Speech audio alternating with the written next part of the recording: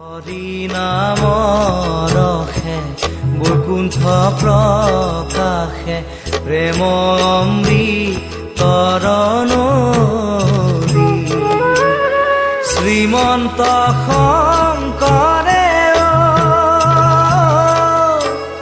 পাৰ ভাঙি দিলে শ্ৰীমন্ত শংকৰে।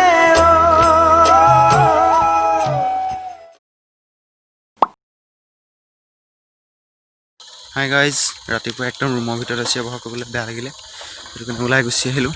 আৰু এতিয়া হৈছে 4:45। মানে কথাটো হ'ল এনেকুৱা, মই গৈ আছোঁ এতিয়া আমাৰ জিলাৰ মানে গোলাঘাট জিলাৰে আঠখেলীয়া নামঘৰলৈ, যিটো নামঘৰ গোলাঘাট আৰু যোৰহাট জিলাৰ একেবাৰে সীমাতে থকা বুলি ক'ব পাৰি।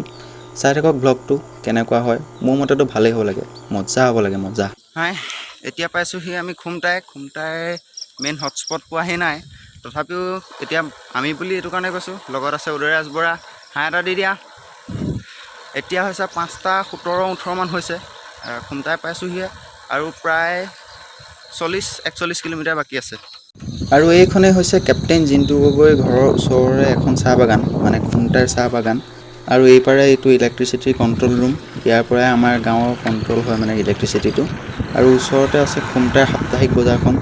বাৰু ব'লক এতিয়া আমি গৈ থাকোঁ আমাৰ লক্ষ্যস্থানৰ দিশে। আৰু আমি এতিয়া পাই গ'লোহি আহি খুমটাইৰ চাৰিআলি। আৰু খুমটাইখনো এখন ঐতিহাসিক ঠাই, আপোনালোকে বহুতে জানে বাৰু, কোনে কোনে জানে ক'বচোন। আৰু আপুনিও খুমটাইৰ বিষয়ে কি জানে তলত কমেণ্ট কৰি ক'বচোন। আৰু অলপ আগলৈ গৈ খুমটাই চাৰিআলিৰ পৰা এইখন ওচৰতে আছে একদম জয়া গগৈ কলেজ বুলিয়ে চিনি পায় বহুতে। আৰু এই কলেজখনৰ আজিলৈকে মই সোমাই পোৱা নাই। ইয়াত পঢ়া কোনোবা আছা নেকি মোৰ ভিডিঅ' চোৱা, মানে মোৰ ছাবস্ক্ৰাইবাৰ?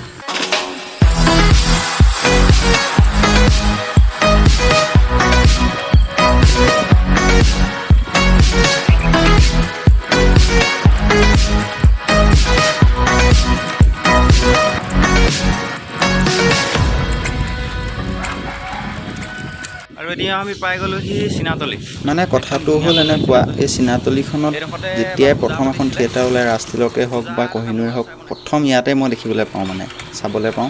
আৰু ইয়াত বহুত ধুনীয়া দুৰ্গা পূজা হয়, গাঁওখনো বহুত পৰিষ্কাৰ, প্ৰত্যেকৰ ঘৰে ঘৰে একদম ডাষ্টবিন মানে দুৱাৰমুখতে। আৰু ৰাস্তাবিলাকো একদম চব ভাল বুলিয়ে ক'ব পাৰি, মানে বেয়া ৰাস্তা মই নায়ে পোৱা এতিয়ালৈকে।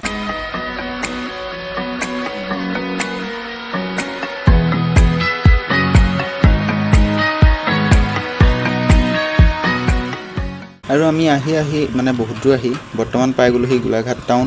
লকডাউনৰ প্ৰভাৱত গোটেই ৰাস্তা খালী, গাড়ী মটৰ বেছি নাই, 2-এখন গাড়ী চলিছে। আৰু গেলামালৰ বস্তু কঢ়িয়া ৰিক্সাখনহে দেখিছোঁ অকল। এই আলু লৈ লওঁ, আলু।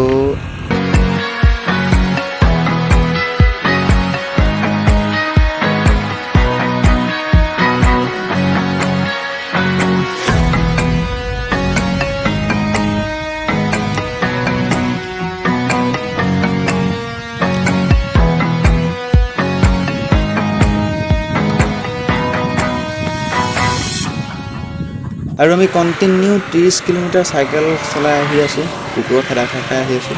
আৰু ৰৈছোঁ এতিয়া কছাৰীহাটত ৰৈ চাহ খাই লৈছোঁ। আকৌ আমি এতিয়া আগবাঢ়িম আমাৰ লক্ষ্যস্থানৰ দিশে। আৰু আমি এতিয়া ফাইনেলি পাই গ'লোহি আমাৰ লক্ষ্যস্থান আঠখেলীয়া বৰনামঘৰ চৌহদত। কিন্তু এতিয়া আমি নামঘৰত নোসোমাওঁ, এতিয়া মানে আমি যাম মোৰ এজন ছাবস্ক্ৰাইবাৰ ল'ৰাৰ ঘৰলৈ। কিন্তু ল'ৰাজন মোৰ এটা দূৰৰ সম্পৰ্কৰে হয়, তথাপিও আজিলৈকে সিহঁতৰ ঘৰলৈ যোৱা নাই, প্ৰথম যাম। ব'লক আপুনিও আমাৰ লগতে। আৰু আমাক এতিয়া দিবাকৰে সিহঁতৰ ঘৰলৈ আগবঢ়াই নিবলৈ আহিছে, আৰু আমি এতিয়া গৈ আছোঁ দিবাকৰহঁতৰ ঘৰলৈ। কিন্তু ইণ্টাৰেষ্টিং কথাটো হ'ল, দিবাকৰৰ ঘৰ আকৌ যোৰহাট ডিষ্ট্ৰিক্টহে পৰে দেই। পাই গ'লোহি দিবাকৰহঁতৰ ঘৰ, আৰু দিবাকৰ মাকে আনি দিয়া পানীৰে হাত ভৰি ধুই দিবাকৰ ঘৰত সোমাই অলপ ফ্ৰেছ হৈ ল'লোঁ। এতিয়া আমি তিনিওটা যাম নামঘৰলৈ, ব'লক আপুনিও আমাৰ লগত। ফাইনেলি আমি চুৰিয়া চোলা পিন্ধি আহিছোঁ দিবাকৰহঁতৰ ঘৰত। দিবাকৰ আহি আছে বাইক লৈ, চাইকেলৰ অভাৱ, মানে চাইকেল চলোৱা প্ৰেৰণাটো ইয়াৰ নাই। লগত উদয়ৰাজে চুৰিয়াটো নিপিন্ধিলে। বাৰু যিয়ে নহওক, নামঘৰত বহুত নিয়ম কানুন মানি চলিব লাগিব বুলি শুনিছোঁ। মাস্ক নহ'লে সোমাবলৈ নিদিয়ে, কেমেৰা এলাও নকৰে বুলি শুনিছোঁ। যি হয় যিমানখিনি পাৰোঁ দেখুৱাম, নোৱাৰাখিনি নাই আৰু। আৰু আপুনি চাগে জানকৈ দেখিছে, উদয়ৰ পাছফালে এটা পাহাৰ, সেই পাহাৰটো হৈছে নাগা পাহাৰ। আৰু সেই পাহাৰটোৰ লগত আজিৰ ভিডিঅ'টোৰ এটা ৰিলেশ্যন আছে। কি ৰিলেশ্যন আছে মই ভিডিঅ'টো শেষলৈ কৈ আছোঁ, চাই থাকক ভিডিঅ'টো। আৰু আমি ফাইনেলি পাই গ'লোহি নামঘৰ, আৰু চাইকেল পাৰ্ক কৰি দিলোঁ। আৰু এতিয়া আপোনালোকক দেখুৱাম নামঘৰ চৌহদৰ লগতে ভক্তৰ সমাগম কিমান। মাস্ক থাকি গৈছেহে, লৈ যাব লাগিব, মাস্ক মেইন। এই বিপদটো হ'ল এইখিনিতে, এফালে আছে চিম্পী ষ্ট'ৰ আৰু এফালে আছে শইকীয়া ষ্ট'ৰ। মই লিখোঁ ৰুবুল শইকীয়া আৰু মোৰ এজনী ভণ্টি আছে যিজনীৰ নাম চিম্পী শইকীয়া। কোনখন দোকানত সোমাওঁ হে? বাৰু ব'লক শইকীয়া ষ্ট'ৰতে সোমাই দিয়ক।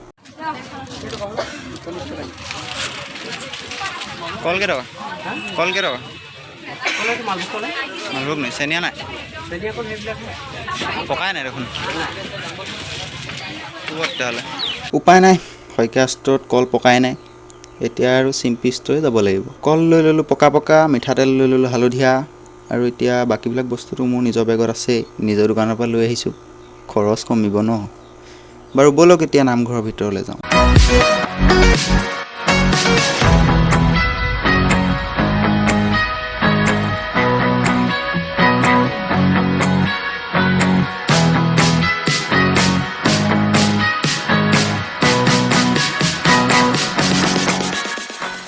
আৰু ইয়াতে আমি আমাৰ চৰণ পাদুকাযোৰ সলকাই আগবাঢ়িলোঁ নামঘৰৰ ভিতৰলৈ। দেখা যাওক ভিতৰত কি কি হয়।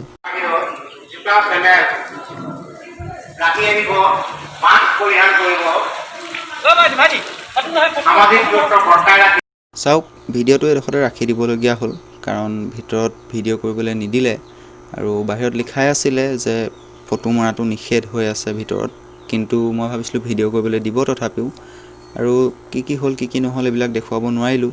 বাৰু ব'লক বাহিৰলৈ, কৈ আছোঁ কি কি হ'ল কি কি নহ'ল। আৰু এতিয়া আমি ওলাই আহিলোঁ নামঘৰৰ পাছফালেদি, মানে পিছ দুৱাৰেদি, হাতত প্ৰসাদৰ টোপোলা লৈ। নামঘৰৰ ভিতৰত মানে কি হৈছে, ধূপ জ্বলাবলৈ দিয়া নাই, চাকিও জ্বলাবলৈ দিয়া নাই, জ্বলাই থোৱা চাকিতে তেল ঢালি দিবলৈ দিছে, আৰু শৰাই বস্তু লৈছে, কিন্তু ডিষ্টেঞ্চ মেইনটেইন কৰি ল'বলগীয়া হৈছে, হাত চেনিটাইজ কৰি ল'বলগীয়া হৈছে, মানে কৰোণাই চব বৰবাদ দি দিলে। আৰু আপোনালোকক দেখুৱাব নোৱাৰাৰ কাৰণে বেয়া লাগিছে, আপোনালোকে বেয়া নাপাব, দেখুৱাব নোৱাৰিলোঁ, আৰু যদিও আপোনালোকে এইকেইদিনত আহিম বুলি ভাবি আছে, নহাই ভাল। বাৰু বাকী যি হ'ল হ'ল, এতিয়া কথা হ'ল নামঘৰটো প্ৰতিষ্ঠা কোনে কৰিছিলে, কিয় কৰিছিলে আৰু কেতিয়া কৰিছিলে। মই কৈ আছোঁ শুনক। নামঘৰটো প্ৰতিষ্ঠা হৈছিলে 1681 চনত, আৰু প্ৰতিষ্ঠা কৰিছিলে জয়মতীৰ স্বামী গদাধৰ সিংহই। আৰু কিয় প্ৰতিষ্ঠা কৰিছিলে বুলি ক'বলৈ গ'লে এটা দীঘলীয়া কাহিনী হ'ব।